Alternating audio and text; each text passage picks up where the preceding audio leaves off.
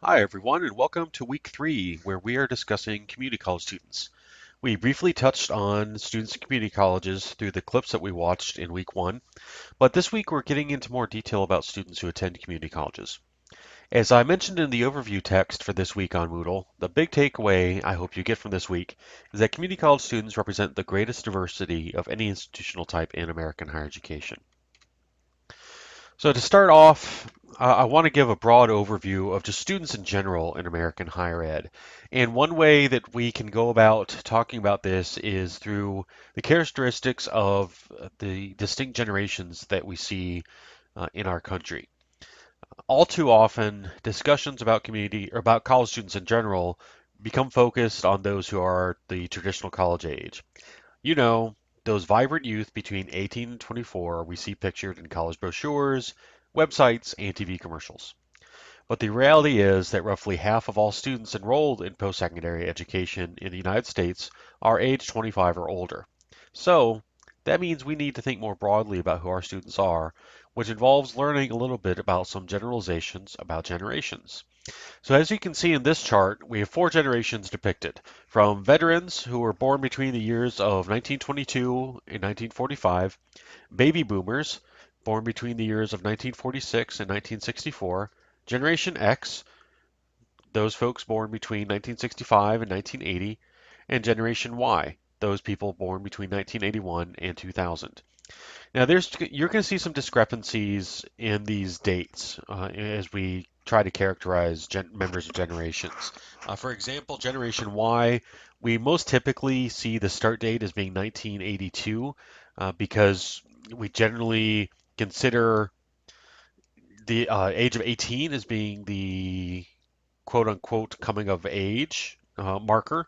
And so generally we think the millennium as being the year 2000, or the new millennium as when the year 2000 hit, and it's also when members of this generation came in droves to college campuses at the age of 18 as they finished high school.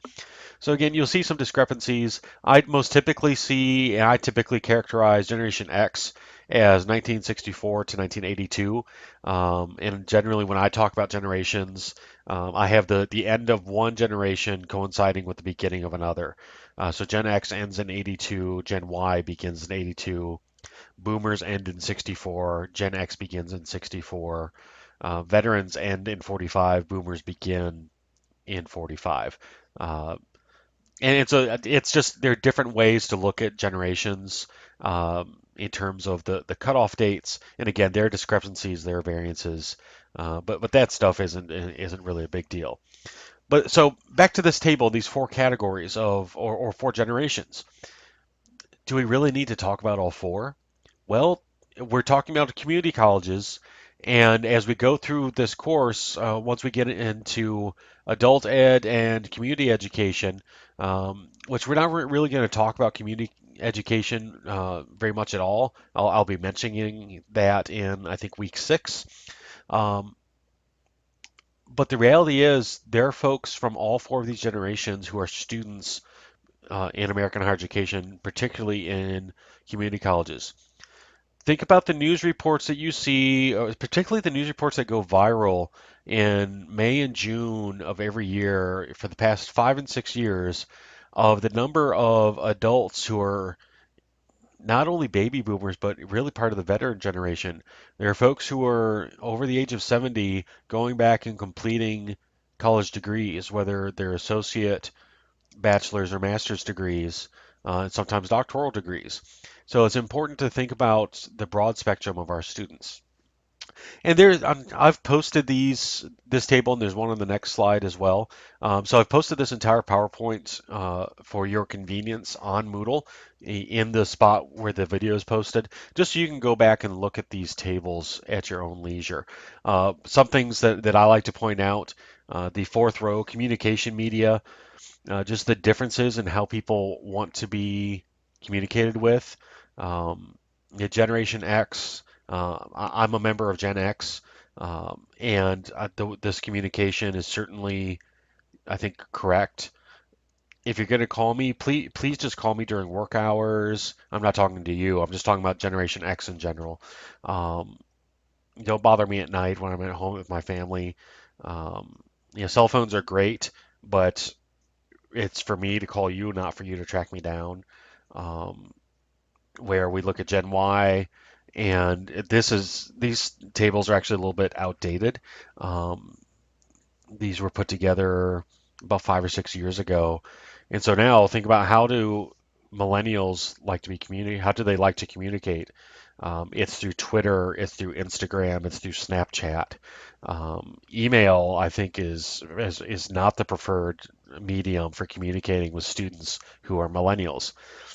Those of us who are faculty who are not part of that generation have a hard time reconciling that generational difference. And so it's something that we have to be mindful of as we work with students, particularly as we think about working with students in community colleges. This next slide is a continuation of that same table. It's smaller just because of trying to fit it all onto one screen. So I just split the table into two parts instead of trying to have too many slides of the same concept. Again, this is on Moodle. Take a look at it. I think it's interesting just to get a sense of the different preferences, and these are workplace preferences, but they do apply to higher education, particularly when we think about working with students and not just doing things for them or responding to them as customers. But if we think about our work as working with students cooperatively and collaboratively, there's a lot of application of these to our work in higher education and student affairs. So, some common characteristics of members of the millennial generation, and we're going to talk about them because they're the most widely discussed group of traditional age college students in the US. And right now, even though I want us to make sure that we're thinking about community colleges students as representing any of those four generations, it's it's hard to have a conversation about any group of students in American higher ed right now without talking about millennials, just because there's such a large generation and they do dominate the discussion and they do dominate our campuses. Um, so as we were getting ready for millennials, and really the reality is we didn't. Those of us who worked on college campuses didn't know that we were getting ready for the millennials. There are folks who write about generations.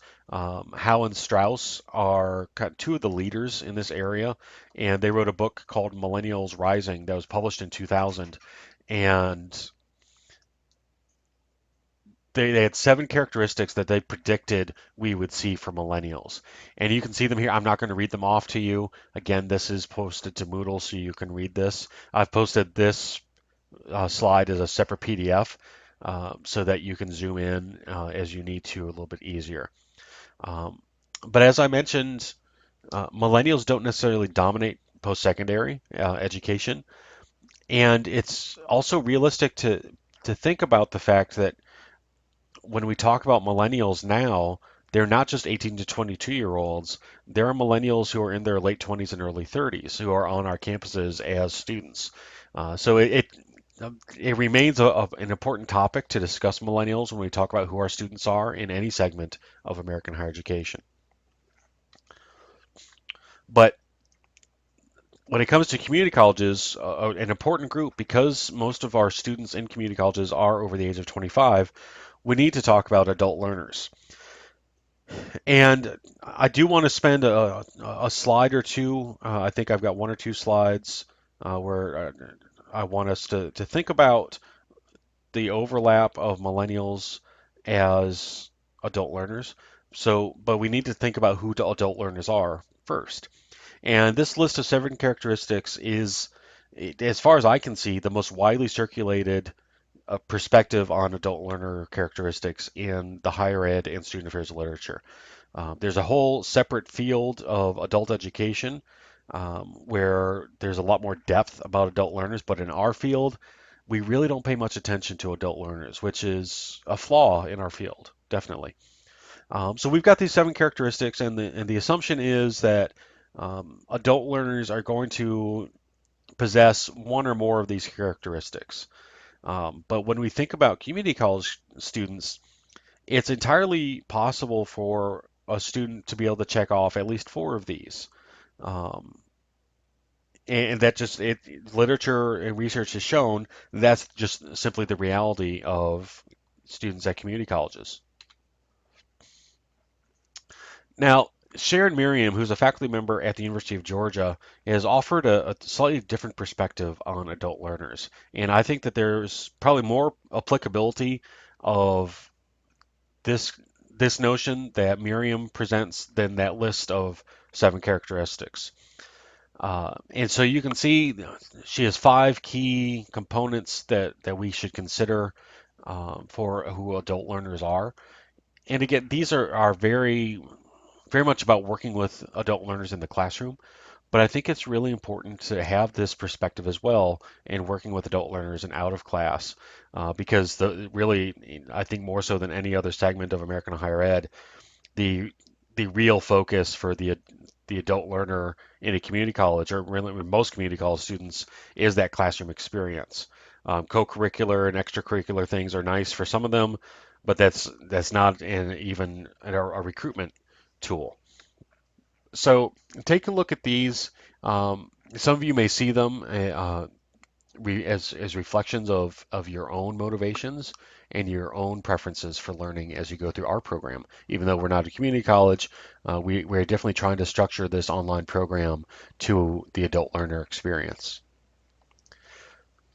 So let's shift gears and think about who are our community college students broadly, more broadly than characteristics. Well, the reality is everyone in the community is a potential student.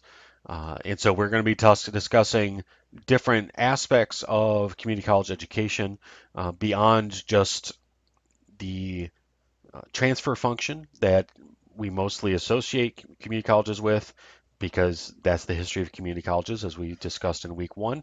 Um, but we have other functions as well, which we'll be getting into in coming weeks in this course. So, some student aspirations related to enrollment in public two-year institutions. And we can see that ultimately the students who enroll in community colleges indicate that they have goals, educational goals beyond the community college, which is great. But I think part of that has to do with how we communicate the importance of community colleges. I think about the State of the Union addresses that President Obama has given, and in each one, he has talked about the importance of community colleges, not just for workforce development and job training, but also for continued education to the bachelor's degree and beyond. And so that's part of what's in the lexicon in America right now is the community college is a stepping stone. And so it's not surprising to me to see statistics like this reported where folks are, or community college students or people anticipating to enroll in community college students are indicating that they want more beyond the community college degree. And then this shows what ended up happening. So the previous slide was aspirations.